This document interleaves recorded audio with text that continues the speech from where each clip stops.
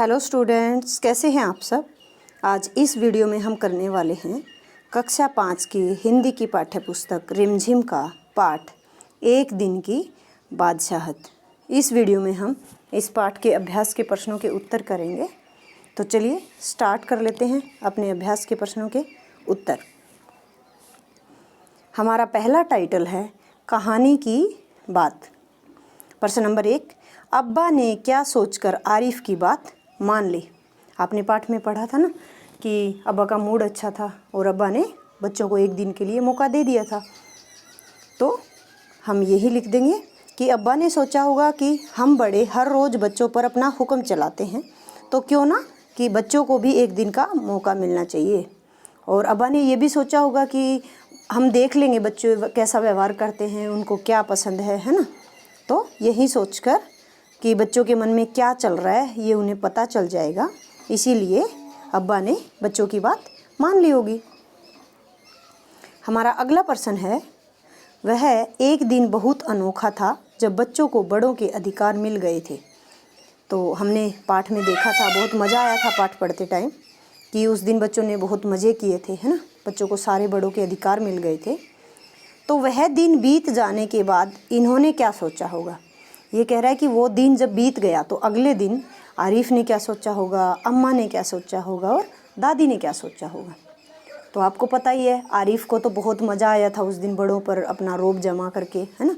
तो आरिफ तो सोच रहा होगा कि कितना मज़ा आया है, ऐसा दिन फिर से आना चाहिए, ताकि उसके मन में जो उसकी अधूरी बातें रह गई है, जो वो उस दिन पूरी नहीं कर पाया, तो वो क्या करेगा, वो उस दिन बाद में आने वाले दिन में पूरी कर लेगा, है ना। ये सोच रहा होगा वो।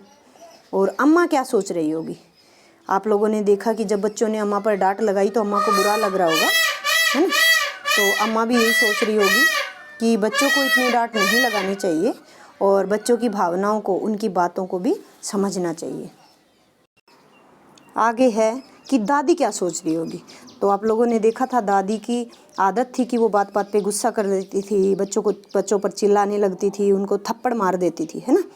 तो दादी को भी ये फील हुआ होगा कि बच्चों पर हर बात पर गुस्सा करना, मारना, उनको डांट डपट करना सही नहीं है और बच्चों को भी हमें समझना चाहिए, ठीक है ना। तो ये बातें हमें लगता है कि सोच रही होंगी। अगर आपको लगता है इनके अलावा भी वो कुछ बात सोच रहे होंगे तो आप भी अपना उत्तर लिख सकते हैं।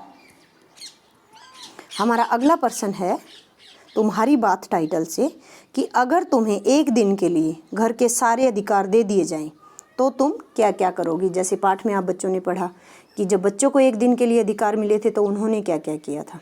तो आपको क्या लगता है आप क्या क्या करेंगे।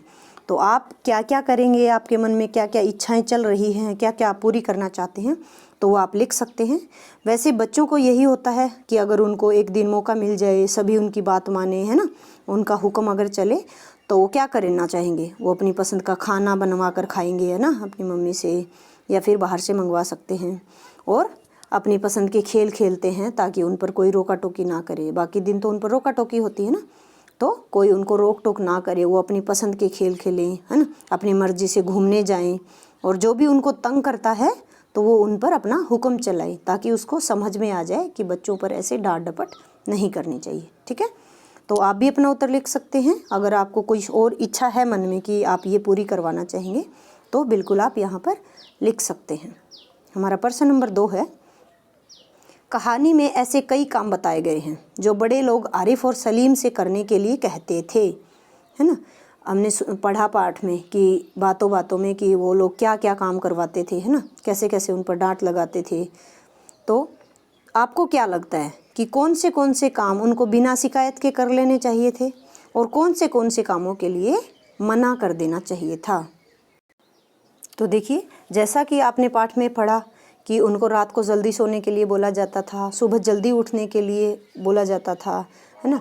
बड़े उनको बोलते थे कि ज़्यादा शोर मत करो और बड़ों की बात मानो। और जब वो गाना गाते थे तो घर के लोग बोलते थे कि धीमी आवाज़ में गाना गाओ, इतना शोर मत करो। या फिर मम्मी बोलती थी कि बिना पूछे बाहर आपको नहीं जाना है, आपको नहाना धोना अपना खुद करना चाहिए और आपको अपनी पढ़ाई पूरी करनी चाहिए। तो हमें लगता है कि ये वाले काम हैं, ये आरिफ और सलीम को बिना शिकायत के कर लेने चाहिए, क्योंकि बड़ों की बात माननी चाहिए ना, और बड़े छोटों की भलाई के लिए ही बोलते हैं, तो उनको ये वाली बात मान लेनी चाहिए थी। लेकिन देखिए, जैसे आपने पाठ में पढ़ा कि उनको हर रोज़ मिर्ची का सालन दोपहर में खाने के लिए दिया जाता था, है ना। और उनकी दीदी उनके ज़बरदस्ती वो वाले कपड़े उतरवा कर अपनी मर्ज़ी से उनको बेकार से कपड़े पहनवा देती थी जो बच्चों को पसंद नहीं थे। तो इस बात के लिए वो मना भी कर सकते थे, है ना। लेकिन मना करने के लिए एक तरीका होता है, आपको बड़ों से प्यार से बात करनी होती है, अपनी दीदी से, अपने भाई से जो आपसे बड़े हैं, उनको प्यार से समझाना होता है कि वो ये कपड़ा क्यों नहीं पहनना चाहते, या फिर वो ये सब खाना क्यों नहीं खाना चाहते, उनको हर रोज़ एक तरह का खाना अच्छा नहीं लगता है ना। तो अगर वो प्यार से अपनी मम्मी को, दादी को, पापा को बताते तो ज़रूर वो लोग उनकी बात मान जाते, ठीक है। तो ऐसे कामों के लिए कुछ काम हैं जिनमें आरिफ और सलीम को बिना शिकायत के लिए कर लेने चाहिए थे, और कुछ काम जैसे हर रोज़ मिर्ची का सालन खाना, बिना पसंद के बेकार कपड़े पहनना, इन सब के लिए वो मना भी कर सकते थे, ठीक है ना। अगला हमारा टाइटल है तरकीब। तरकीब होता है उपाय। आपने पाठ में पढ़ा था कि बच्चे क्या करते थे, मन में उपाय सोचते रहते थे, है ना। तो पाठ की लाइन है एक यहाँ पर दी हुई है कि दोनों घंटों बैठकर इन पाबंदियों से बच निकलने की तरकीबें सोचा करते थे। हमने पाठ में पढ़ा था कि वो दोनों बच्चे जब परेशान हो जाते थे तो वो क्या करते थे, सोचते थे कि हम इन जो हमारे ऊपर रोक लगा रखी है, जो हमें टोका टोकी होती है, हम इनसे कैसे बचें, है ना। तो क्या लगता है आपको, अगर आपके ऊपर ऐसे टोका टोकी की जाए, हर बात पर आपको रोका जाए, डांट डपट की जाए, तो आप क्या क्या तरकीब सोचेंगे। तो जैसा कि आप बच्चों ने बताया कि आप ये सोचेंगे कि काश आपको कोई ऐसी जगह मिल जाए जहाँ पर आपको कोई डांटे नहीं, है ना। जैसे आप लोग मामा के घर जाते हैं तो मामा के घर लाड प्यार से सब लोग आपको रखते हैं, कोई आपको डांटता नहीं है।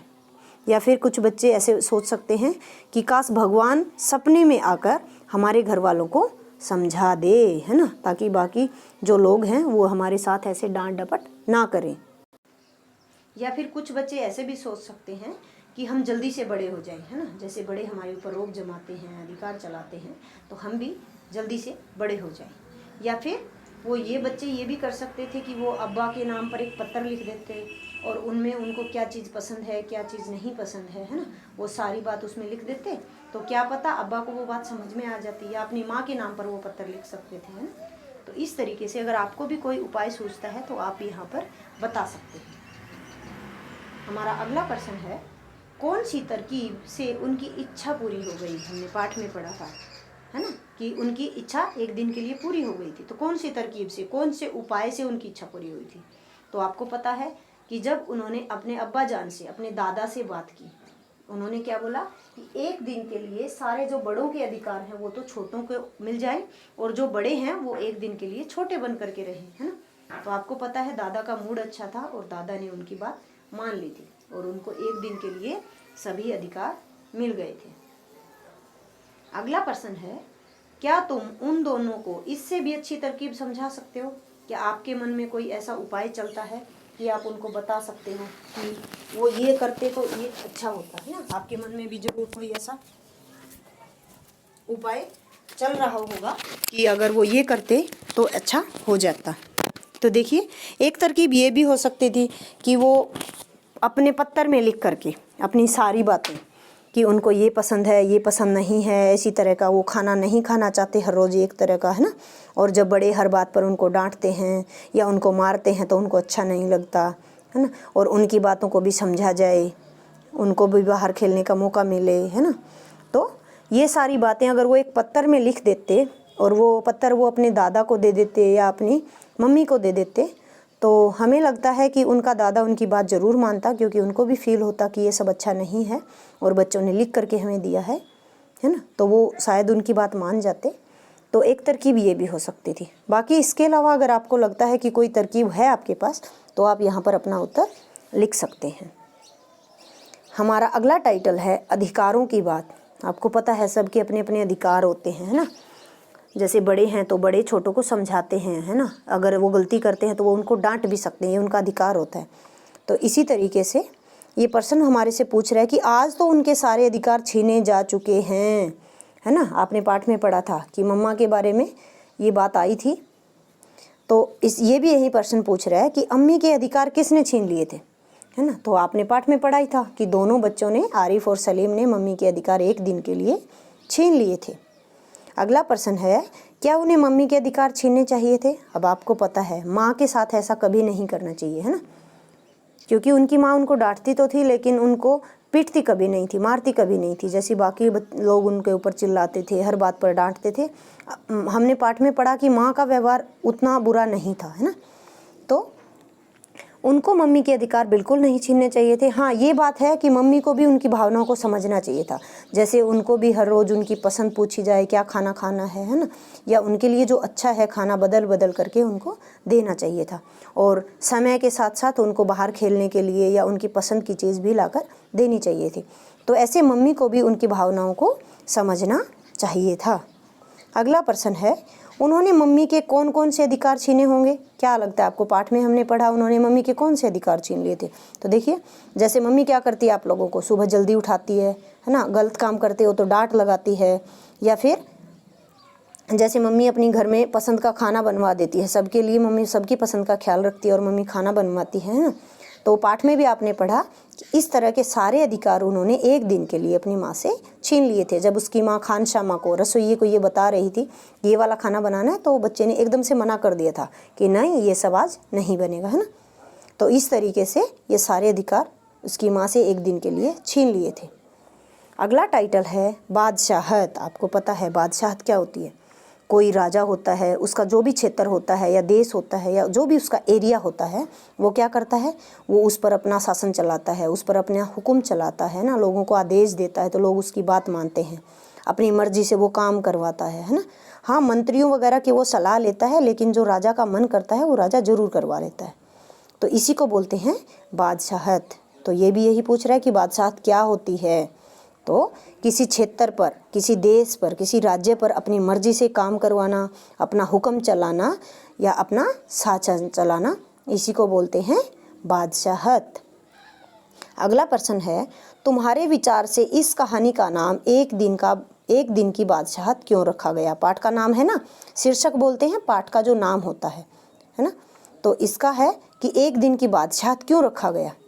और आपको ये भी बताना है कि क्या आप इसका कोई और नाम सुझा सकते हैं कि पाठ का और आप क्या नाम रख सकते हैं। तो देखिए, आपको पता है कि कहानी में क्या हुआ था, एक दिन के लिए बच्चों को बड़ों के सारे अधिकार मिल गए थे, है ना, और वो सब पर अपनी मर्जी या बादशाही चला रहे थे, सब उनकी बात मान रहे थे क्योंकि दादाजी ने हाँ कर दी थी। तो इसीलिए इस कहानी का नाम एक दिन की बादशाहत रखा गया है। और देखिए, आप अपनी मर्जी से इसका कोई टाइटल दे सकते हैं, शीर्षक दे सकते हैं, लेकिन ध्यान रखें कि शीर्षक में 4 या 5 शब्दों से ज़्यादा बड़ा नहीं होना चाहिए, है ना। आपने भी किसी भी पाठ का नाम देखा होगा तो कोई ऐसा नहीं होता है पूरी एक लाइन लिख देंगे आप, वो इसका शीर्षक हो जाएगा, नहीं। जब भी आप शीर्षक लिखें, पाठ में उस बात पर जोर दिया जाना चाहिए, ठीक है, और वो कम से कम 5 या 6 शब्दों से ज़्यादा बड़ा नहीं होना चाहिए।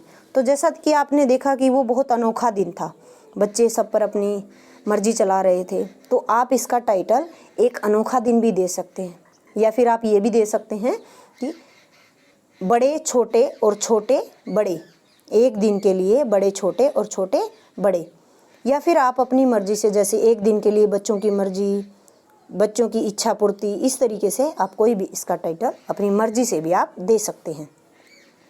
हमारा अगला प्रश्न है कि कहानी में उस दिन को सारे बड़ों वाले काम करने पड़े थे, है ना, बच्चों को उस दिन सारे बड़ों वाले काम करने पड़े थे, वो अपना हुक्म चला रहे थे।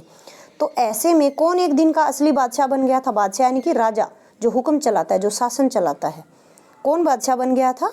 तो आपको पता है कि एक दिन के असली बादशाह कौन बन गए थे? बच्चे बन गए थे, आरिफ और सलीम, ठीक है। तो मुझे लगता है कि सभी बच्चों को ये प्रश्नों के उत्तर समझ में आ गए होंगे, और बाकी के जो प्रश्नों के उत्तर हैं वो हम अगली वीडियो में करेंगे। इस वीडियो में बस इतना ही।